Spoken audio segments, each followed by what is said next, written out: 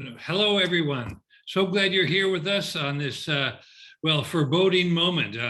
Hopefully we'll all survive this, what do they call it? The bombogenesis, a hurricane in the winter or something like that.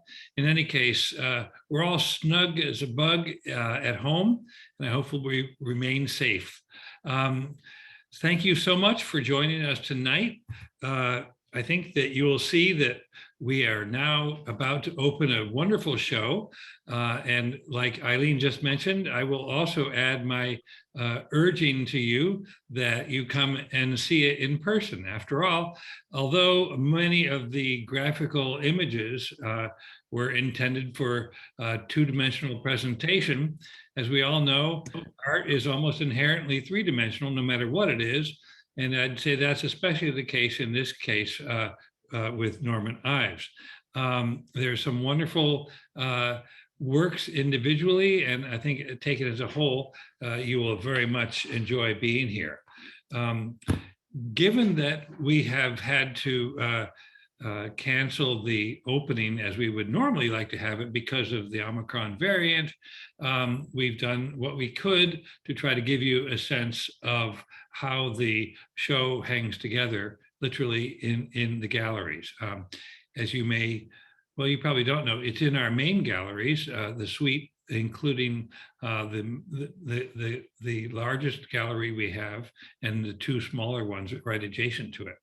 So I would like to thank the organizing curator and the president of the Norman Ives Foundation, John Hill, for having made this work available to us and helped us in designing the show and hanging it.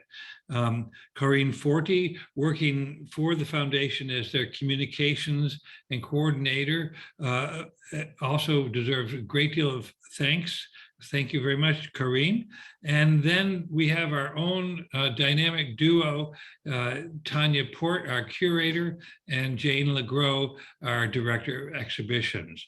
As you know, that there's a lot more people in the team, but I don't want to go on and on about all the various people that did, in fact, make this come together. And of course, I must always thank the people who really make it together to come together by way of supplying the funding for our program. And I'm referring here now to the State of Connecticut Department of Economic and Community Development and an anonymous foundation. It all goes together. And when you get a chance to come by, which I hope you will, between now and April 24th, you'll see a wonderful product. In a minute, I'm going to start up this show, which starts with a video. Granted, it's a bit amateurish, but it gives you a sense of the way the gallery feels as you walk through it. And then we're going to see a couple gallery shots as well, ideally, again, to show how the works talk to one another. At that point, we're going to slow down and offer John Hill the opportunity to give us an overview of the exhibition, and then we'll walk through the individual works and hear some commentary from John. Hopefully at the end, we'll have enough time for some Q&A and some further discussion. So without further ado, I'm going to go ahead and share my screen and get this show on the road, as they say. So I hope you can all see that. Is that right? Good. And here we go.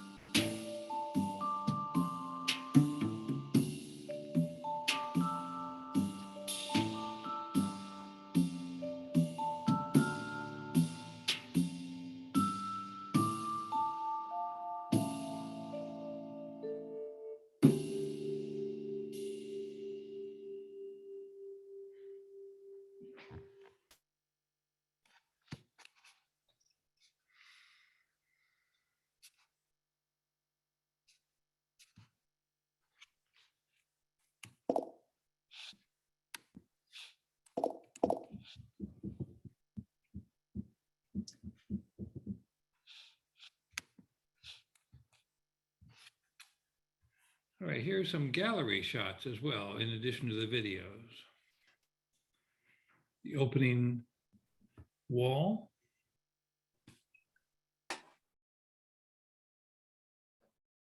A different pathway through the galleries as compared to the one that we just saw through the video.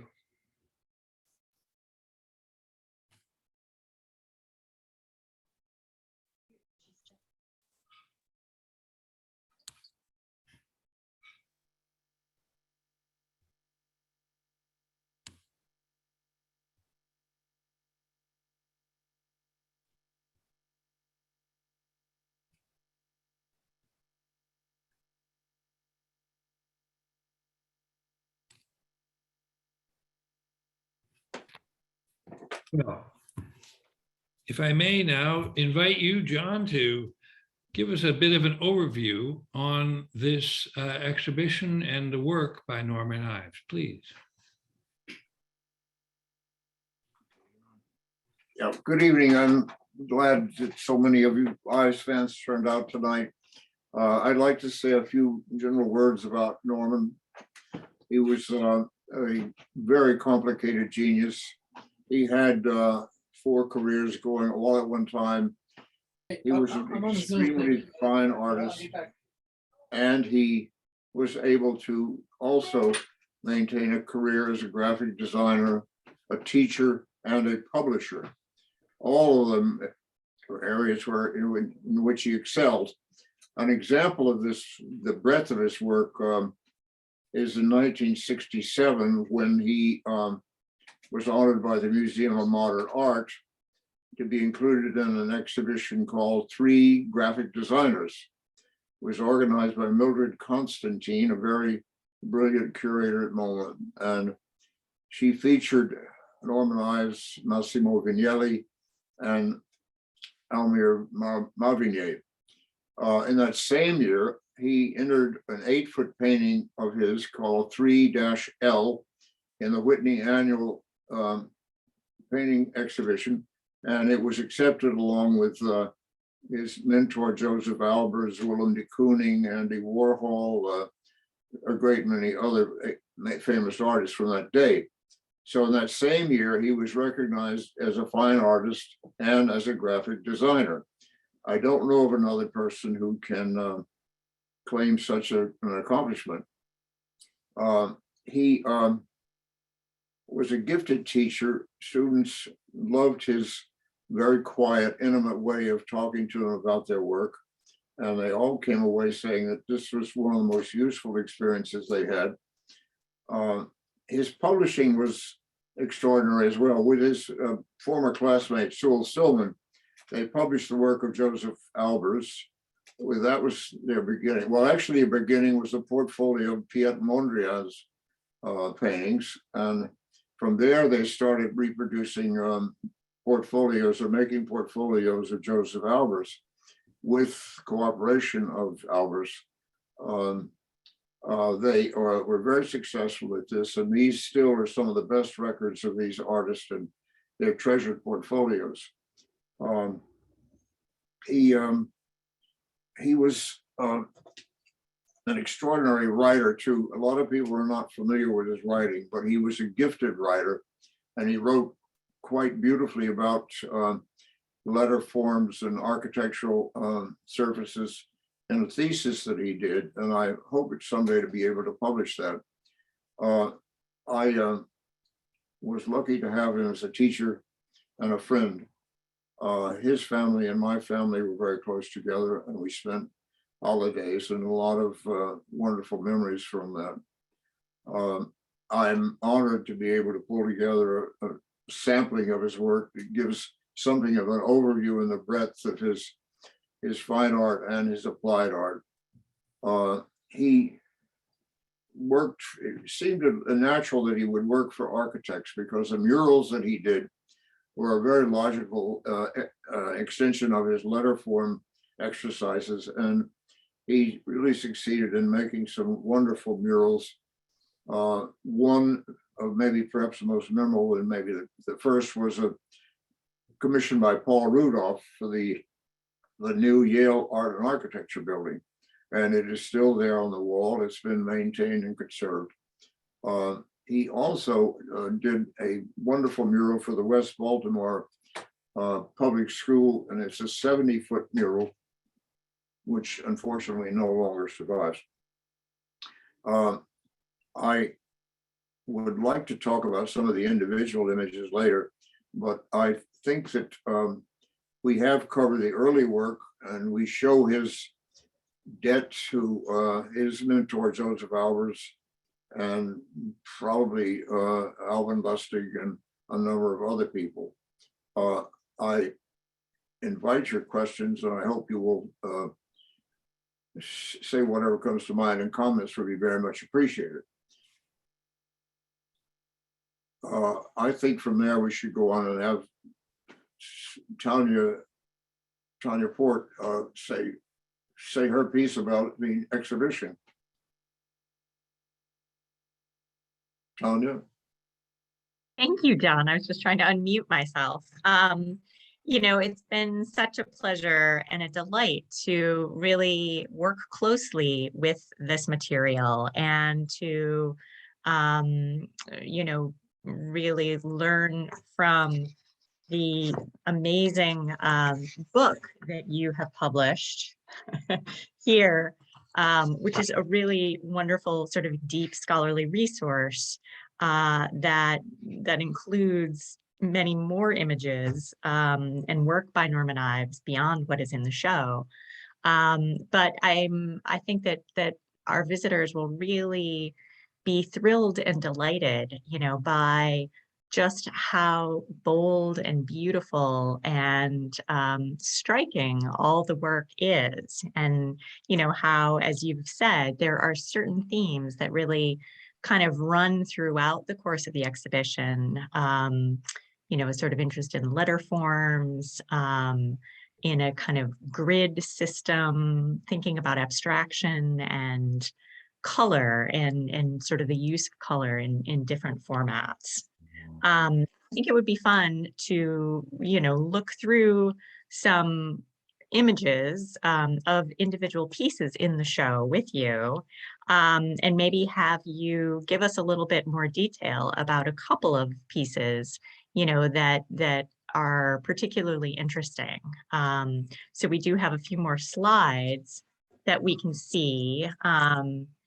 And, you know, maybe have you just talk a little bit about your knowledge of this work to help us, you know, really better understand material. But, you know, it's really been a delight, and I've been, you know, thinking about this as you know, this mid-century modern fine art and design, and exploring this time period with material that I think is probably not that familiar to a lot of viewers. And it seems surprising to me that that Ives's work isn't better known. But hopefully that's a goal of the exhibition, a goal of your catalog. And John, it seems like you've been working on really bringing this material together and sharing it with the public, you know, since about 2007. And it's been a remarkable achievement on your part, you know, to have had a number of exhibitions. And we're delighted, you know, to sort of celebrate this Connecticut story at the Lyman Allyn. So maybe we can sort of start to go through some of the individual pieces. This, we were delighted. We have pieces from this Heracles portfolio in the Lyman Allyn's collection. But John, why don't you sort of pick up and tell us a little bit more about the context? Thank you. This is one of the very early works that he did when he was a student at Wesleyan University, which had a very strong and very avant-garde art department, headed by a wonderful man named Sam Green. And this reflects his interest in the classics and his depth of knowledge of the classics. And it's the 12 labors of Heracles. And he illustrated these with a series of 12 etchings. And he bound them into a book, and he set the type. He wrote the text. He wrote us very very interesting satirical and hilarious sort of send-up of these things. It's amazing how much his writing skills allowed him to make find some humor in this. And it's a remarkable book, and I'm sorry that it exists only in only less than probably 10 copies. But it's very nice to see that the Lyman Allyn Museum has in their collection some of these. It's an important early piece of work. This is Thank you. pre-Yale, it's pre-Albers. He has not been studying graphic design as such. He's been studying painting and drawing and etching and lithography at Wesleyan. He came from Wesleyan to study with Joseph Albers in 1952. I'm sorry, 1950. He was the first class with Joseph Albers. Alvin Eisenman was the director of the department, and when Alvin Lustig, there were only 3 faculty members. There was Joseph Albers, Alvin Eisenman, and Alvin Lustig. Lustig was a brilliant teacher and writer about design and art, and he wrote the curriculum at the invitation of Joseph Albers. He wrote the curriculum for the Yale University Art Department. Previously, he had written the curriculum for Joseph Albers at the Black Mountain School. And in addition to that, he had developed the curriculum for the University of Georgia, which was my alma mater. So Alvin Lustig played a large part in my life. And not knowing all that, as a student in a thesis, to make a thesis, I selected Alvin Lustig and Herbert Matter and their work, and I produced an exhibition in the art department's gallery there at the University of Georgia. But Joseph is a major figure in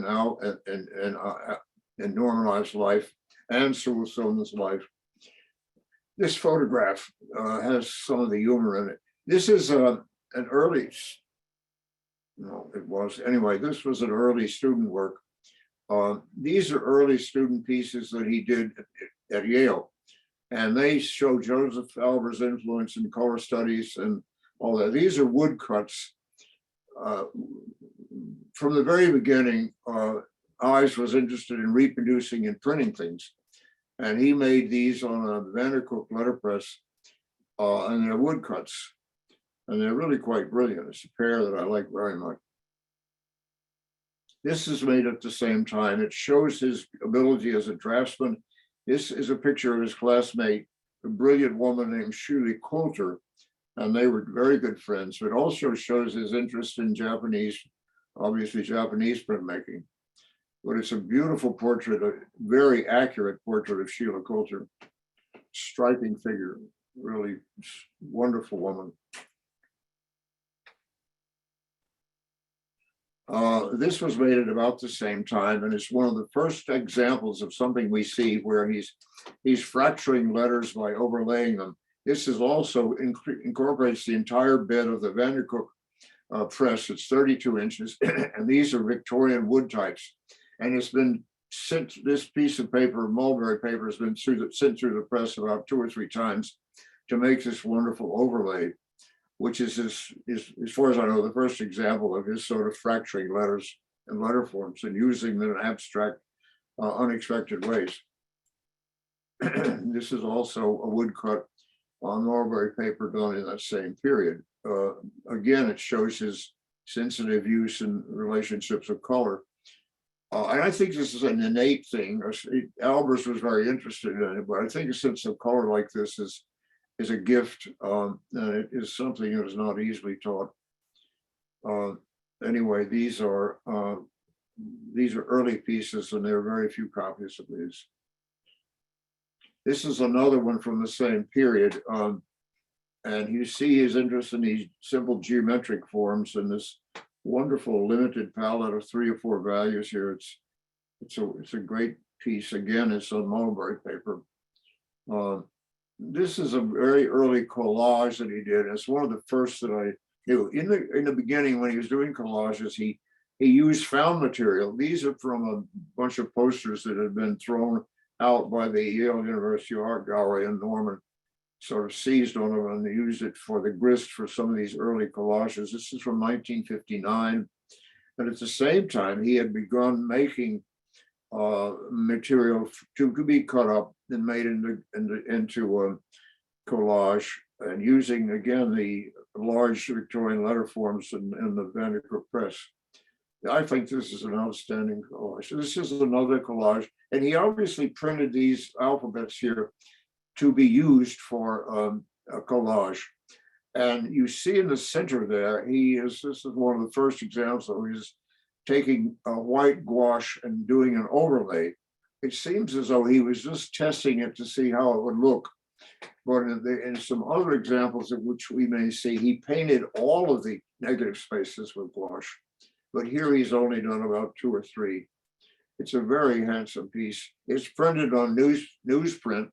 And as you can see, the newsprint oxidizes and takes on a very nice ivory patina. These things keep changing as they age. It's not always, these are a pair of prints made from matchbook covers that he was given a collection of matchbook covers, and he took them and made them into triangular elements and did this pair of collages. They are a very handsome pair. This is another collage that he did. It's untitled. It's from 1973, as you see. It has a wonderful sort of a chaotic tobacco, somehow smells of tobacco to me. But it's a very handsome piece, and it is signed. Some of these early pieces, these are examples of his using material from various sources. The upper left one is from a type house catalog showing the available line material, and he's taken this and then he's painted in between, or he's put in between these very subtle variations of white, covering these and changing the rhythm of the entire thing. The one on the lower right is quite remarkable. It was made as a birthday present for his student, Dorothy O'Connor Hill, and it's the background. I was amazed to find out what the background is. I asked David Godine and others about what's this, and they immediately said these are pages from the second edition of the Tyndale Bible from 1747, and where he got these and the nerve to cut them up and to cut up the spaces. But it was given to Dorothy O'Connor Hill, and you can see at the top it's a D-O-H, and then there's H-I-L-L, and there's also well, there anyway, there you see, and he found this beautiful the word Bible defined by sort of this very elegant script, and he combined all this and made it into this very striking collage. I'm very lucky to have that in my collection. This is one of the last collages that he did. It's called Limehouse. It's made with color aid papers. It was done late in his life in 77. It's very subtle. It's I'm sure he made it at home at his desk at home. He would bring materials home at night all his life. After dinner, he would get up and make collages, put them together. He would stand there with a drink and a cigarette and make these constructions were really quite stunning. This is a collage called Faceted, and it's very subtle blues, and they're all triangles. It looks perhaps like they're made from sheet music covers, but it's a very handsome piece. Yes, this is one of my favorites. It's called Introitus. As a child, he grew up in the Episcopal Church, and the church and the references to that show up through a lot of his work. This is made from liturgical music that was printed on very fine rag paper in red and black letters and notes. And he cut these and made them into these just very intricate collage. And then he painted all the counter spaces with white gouache. So you don't have the ivory paper anymore. You have white gouache and the red letters in bits of the black letters. It's just a tour de force. It's hard to believe that he did such a thing. Anyway, this is a screen print from one of the earliest screen prints from '68. It's called number 4. His titles were always quite sort of sterile and hard to explain, but it's a wonderful screen print with these perhaps about 5 values of grays and yellows. It's one that a lot of people love, and I certainly am a lover of it. It's an edition of only 50, and I don't know of that many that I could put my hands on. This is another collage from '68. It's again given a numerical title, number 2. Here we see how he's playing with a grid. Whoops. They're all gridded.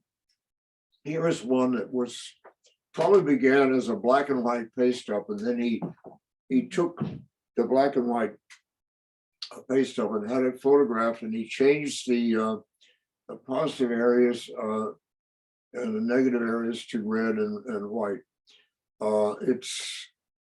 He's taking full advantage of silkscreen and all the ways that you can manipulate silkscreen. But he varied the values of some of this. There are 2 or 3 values here. It's not just we're saying it's 7 colors. I had not counted all that, but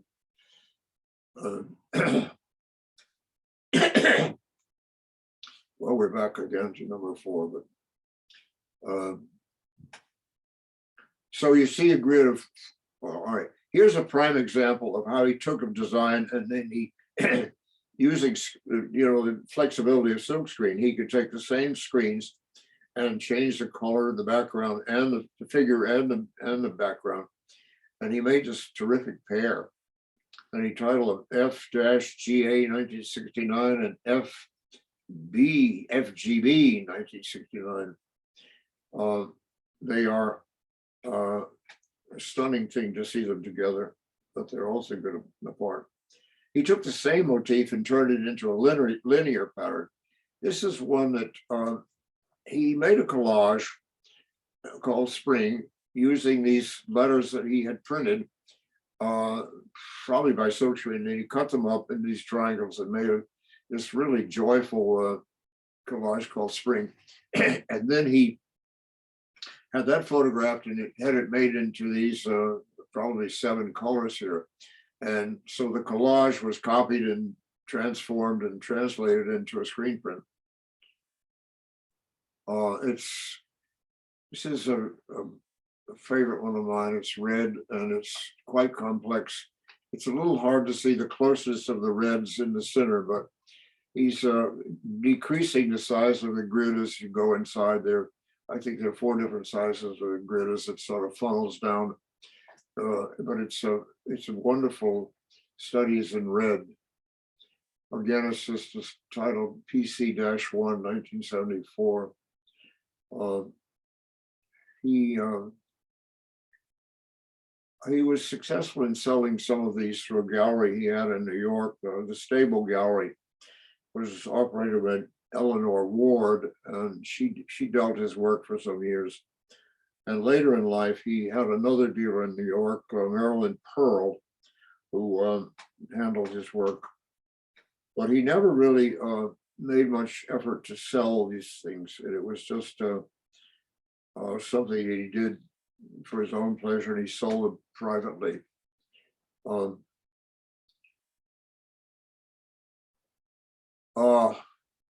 This is a beautiful blue one that's a companion to the red one we saw earlier. And again, it began as a black paste up collage, which was translated into blue with silkscreen. It's a stunning piece. And to see the red one and the blue one together, which as they appear on the wall at Lyman Allyn is really quite wonderful. This is called Bodoni Mix. And it's extremely complicated, but it really sort of celebrates Bodoni, which is one of the classic types of all time. And he did a pair of these, one with a burgundy background and one of them with a blue background.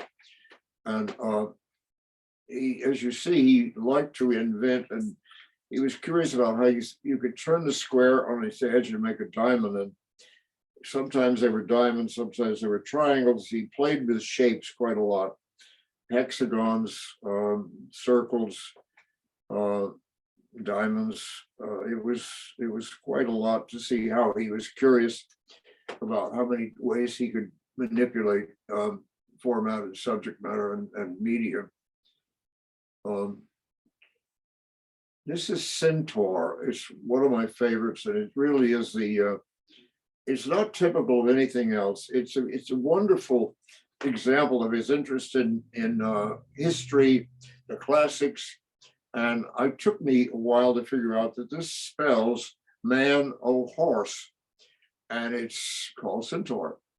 And here he has not cut them up or made them into a grid. He's fractured them by overlaying them, so you see the transparencies. It's a brilliant piece, and it's one that has really become almost a brand for the entire operation. It's such an explosive. I've used it on the cover of the book. I've used it on posters, and I've used it on the opening wall at Lyman Allyn. It holds up very well. I never tire of looking at it. As you see, it's behind me on the wall here. It's just a terrific piece. He did a few others with these same idea of overlaying and transparencies. And again, he was playing with letters. One of them is a vertical hand painted collage with same kind of treatment. And if it's translated into broke again, he did another drawing, which was never realized, but it was overlaid letters. And I played with it a while. It spells one word, S-O-B-E-R, sober. Which was a big part of his life. Anyway, this is really one of the strongest pieces, I think, in the exhibition. This is a series that he did in 1973. He began this when his family went to Mexico and stayed for several months. And these were gouache paintings.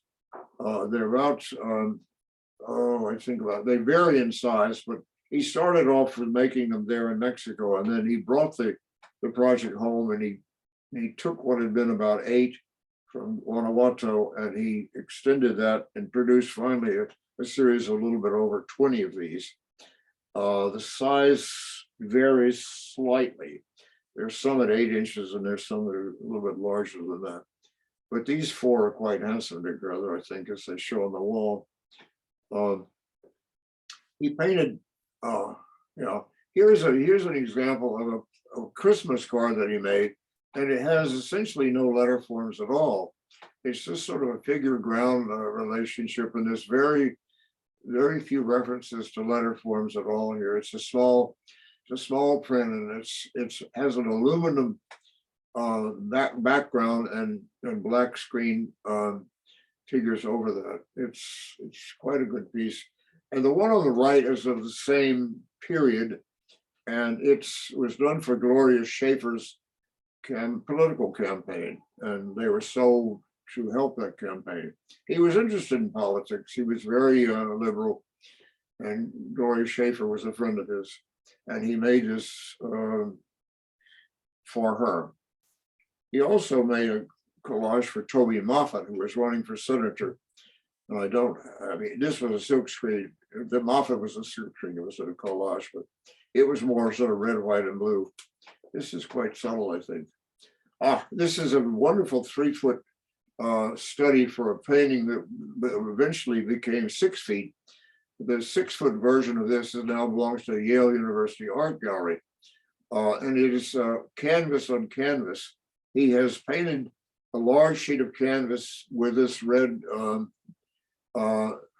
acrylic, and then he sprinkled dry orange pigment over it. So you get some change in the surface. There's another variant of this at 6 feet owned by the Cedars-Sinai Hospital. But this is the mother of them all. This is the 3-foot study that began the whole series. It's a beautiful painting. Well, there are no letter forms here, but it's a stunning piece. It's again, it's liquid text on canvas. And you would see here, this is hand painted. This is not screen. He was a master with a brush. He really had the ability at that time to hold a line with a brush. It was so fine, you can't believe it was not done mechanically. Anyway, he painted this on liquid text on canvas in 1969. This is from a series called Reverse Ground, and it's a theme that he liked very much, and he repeated it in bas-relief, in paintings, but this is a screen print, and it may have begun as a screen print, but from there it went. It's hard to know which was first, the painting or the screen print, but the shapes and the construction is essentially the same. We'll see in a minute. We'll see a painted version, which is a very subtle variation on it. This is the same structure and the same words, but it's painted with liquid text and canvas. But he's done the edges and modulations, and it took me a while to realize it was reverse ground. But it's really a stunning piece, and to see them all together on the wall at Lyman Allyn is really a treat. This is a large painting of the same thing. It's 3 feet square, and there's a little bit more color here. It's not exactly the dead grays and whites. This has a little bit more ivory to it. It could be the aging of the paint or the liquid text, but whatever it is, it's very sort of subtle warm colors. I think we're lucky to have it together, to see all this together in reverse ground. This is another version of reverse ground. This is a hex, and he liked to play with different shapes, and these are triangles turned into a hexagonal pattern, and it shows how he liked to vary and push the shapes as far as he could. Some are even more extreme than this, but it's a very handsome piece. It's on a wall. It's really stunning. The orange, white, and black and white. It's just such a simple thing, but it's so powerful. This was a commission by Cedars-Sinai Hospital, and it's a copy that I made from a photograph that I made of the piece on the wall at Cedars-Sinai Hospital in LA. It's I forgot the dimensions, but it's about 6 feet wide, and you have a hexagon and you have triangles penetrating the hexagon. It's in the subtle grays and oranges and whites. I think it's a great piece. This is the Yale University Art Gallery wall commissioned by Paul Rudolph. This is a very large piece. I think it's 24 feet across, and it's still there, and it's been conserved, and it has its place of honor there. I guess this is a picture of the installation. Oh, yes, this is it. This is now called the Ives Lounge. And it really is quite wonderful there. They've replaced Rudolph's bright orange carpet, and they have the Harry Bertoia chairs, and so the mural fills that entire wall. I'm glad to see that Yale Art School still honors it. This is the architecture building. It's really, so they're honoring it. It's no longer the art and architecture building. This is just the architecture building.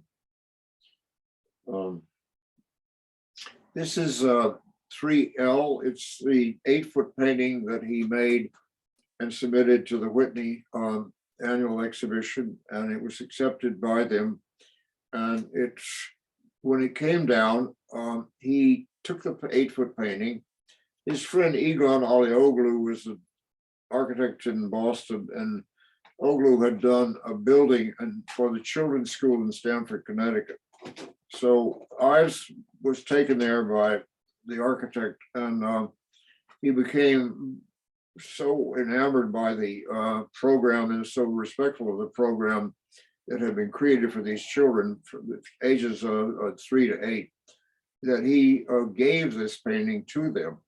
And it is now on the wall in the children's school in Stamford, Connecticut. They were kind enough to let us go and spend a day making a very high resolution copy of this, which we have on the wall, a single wall at Lyman, Allyn. But as you can see, it really does light up a room.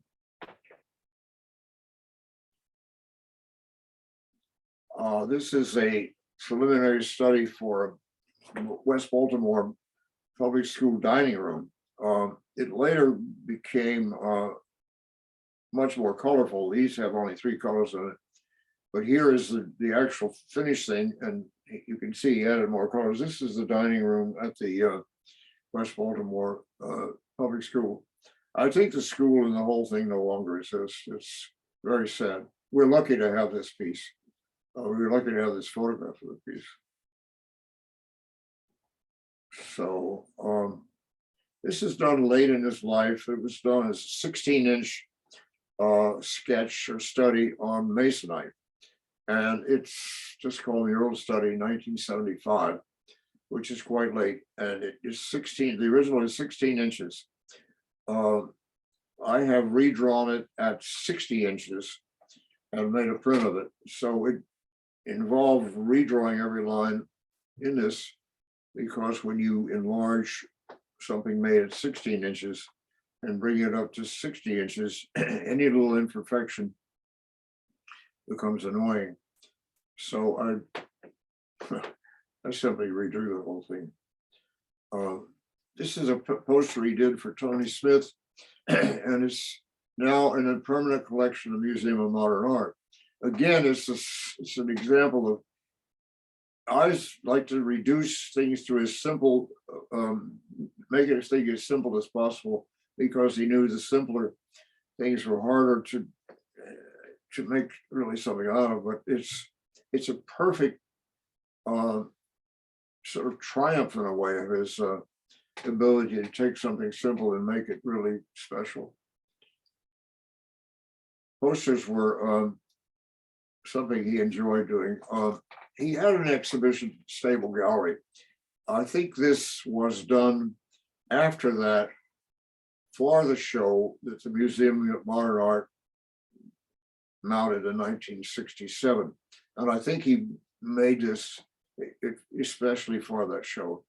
It's, I think it's about 3 by 2 feet. And it's a beautiful piece. It's a screen print. And there are very few of these.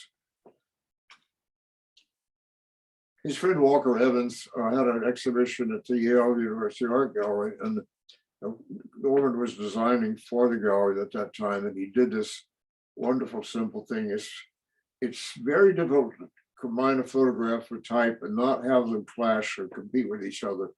And with this outline type, he has the size that's necessary for the poster, but it does not have the visual impact that would interfere with seeing the photograph. It's very respectable.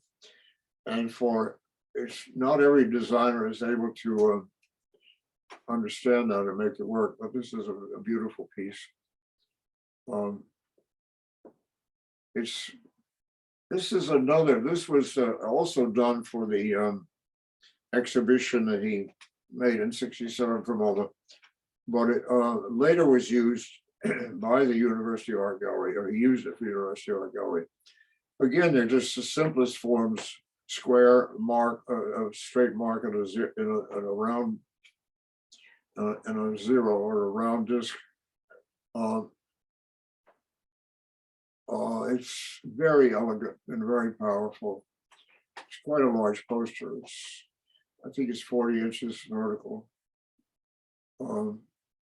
It was never really realized as for more than 1 or 2 prints like this. These are 8 symbols that he published in 1960 in a book called 8 Symbols, and it was published on a limited edition of 100, and it was printed on the Vandercook press at Yale by one of his students, Harm Ash, and there were only 100 copies of this small book. And these are the symbols that he chose. They are really classic examples of how he respected form, loved form, and was a master of form. Only on one of them do you, with the books, do you get anything literal. It was done for the Yale, it was done for an exhibition by the AIG called the University Presses Publish. And it was an exhibition of books published by university presses. And he was allowed to do this. And it only existed on a 5x7 little booklet of that exhibition. He later took it with him to the University of Hawaii, where he was teaching 1 year, and inverted it and made it into the symbol for their university press. He was very good at recycling and repurposing. This is a very handsome vitrine that Tanya Pohrt has put together, and it shows examples of the printing that he did for various portfolios. A very famous one, a very important, was the portfolio of Ad Reinhardt. These portfolios are very rare, and I don't think the family has a copy of it. We do have it, fortunately, have the cover of it. The samples to the right are pages that he from Joseph Albers' formulation articulation, and they were printed in silk screen. On the wall, you see several posters. The one on the top left is a very interesting play on letter forms. He's challenged you to read it. It says Art and Music Festival, and these are red and blue letters, and they're very subtle. And you have to really look hard to see how it reads. It was done for the Wadsworth Athenaeum in Hartford. Well, we're back to Centaur, where we began. I don't have very much more to say about it, except every time I see it, I'm still sort of excited by it. Anyway, I wanted to thank everybody for coming and looking, and if there are questions, I'm happy to be here and try to answer them.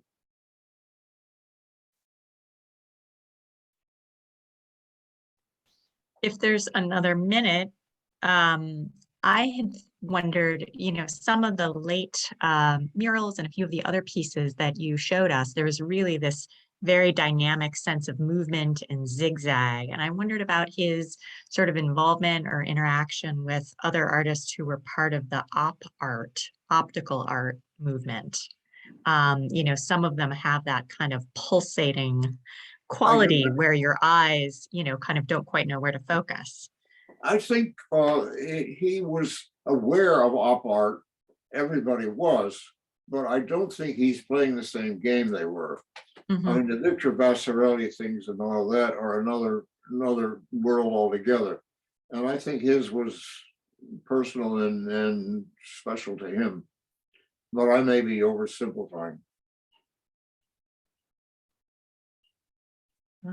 Tanya, tell us what you think. Oh, there's just so much ripe material here. I had a whole bunch of questions, but maybe we'll have to save them for next time.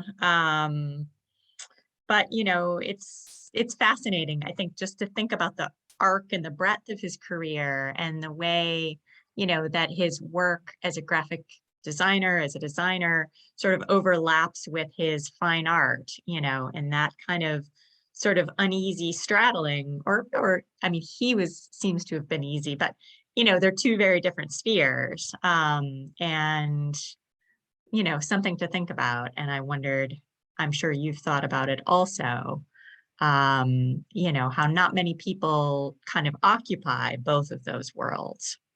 But well, it certainly is a rarity, but I think he takes the same aesthetic and the same sense of his mastery of form and uses it in both of those worlds. And I think that's that makes him special. He really was a genius in so many ways. Yeah, no, it's the work is so rewarding, and the more you look, the more you see, certainly. Yes. John, early on, you said that he wasn't very well known and perhaps his work wasn't recognized. But I had to say to myself that somehow it was suffused into the background all around us. I think so many of these fractured typography works were part of the vocabulary that we all sort of accepted and felt, if not recognized directly. And then I was thinking too, from the publication of 1960, the 8 symbols, how remarkably fresh those images still look. And I think timeless. They're timeless. Incredible. So bold, so crisp, so fresh. And I feel that his work has influenced us in so many ways, in so subtle ways. And I'm delighted that through your advocacy, we are able to show this work and get more people aware of it. Well, he has been under the radar for quite a while, and there are a number of reasons to explain that. He was not very interested in sort of beating the drum for himself, and that is a #1 job if you want to be a successful artist. Right. And he was also covering so many bases. He was, if you want to create a successful brand, you want to do one thing. If you want to be Jackson Pollock, you want to do Jackson Pollock, and you want to continue doing Jackson Pollock. Norman was much more eager to experiment and do lots of different things. And for that reason, he doesn't create a single style or a single brand. He's doing a lot of things. He's doing, 4 different things at the same time. And even within each of those, he's doing variations. Yeah. Well, it's a real eye opener, that's for sure. Yeah. There's a question, Go ahead. sorry, that just came in at the chat from Jessica Dykes, asking how Ives achieved multicolor prints from a woodcut, wondering if they're separate blocks with registration marks. You're exactly right. If you want 7 colors, you make 7 blocks. And then you register them all. That's the fun of printmaking. Hello, John. Yes. Norman was my uncle, and he was married to my father's younger sister, Connie. Oh, and I right. knew him. I was fortunate enough to know him. He's a lovely, lovely man. And I know that. Was Margaret your mother? No, Connie. Well, my father was Sherry. Oh, I see. Oh my God, really? Yes, yes. So I just wanted to congratulate you on this wonderful the book. I own the book. It's beautiful. I think the exhibit, we saw the exhibit at UMass Dartmouth, but I think the one at Lyman Allyn is going to be better. Oh, it'll be great. It'll be a great exhibit. It is a great. It's already on the wall. It's great. I hope you can come and see it. Well, we hope so too. Not tomorrow, but we hope to get there. And again, I just wanted to congratulate you and the team, and I know Johnny Ives and the family and everyone who's worked on this project for so long. Well, I'm so much indebted to the family for supporting me and allowing me to do all this for so many years. And they've been very supportive. All the sons have, and all the family have been. And I need to thank them again. Absolutely. And one more thing, I went to Connecticut College and I spent a semester at the Lyman Allyn. I was cataloging different pieces. So I hope to get there, and not, again, not right away, but I will get there to see the show, see the exhibit. I look forward to it. I hope so. And I say hi to other family members. So you're Sarah and Shandy's daughter? I'm a Sherry and Ann Taffender. Sherwood. Oh, I see. Ann Taffender. Oh my God. Yeah. Sherwood and Ann Taffender. I'm their daughter. I met them. Yeah. Oh, that's yes. a good part of the family altogether. That's just from Connie's family. Yes, it's Connie's family. I may have even met you at one point at the house in Woodbridge, but I probably was younger. Younger than I am now. Well, I'm great to see you again. Good to see you too.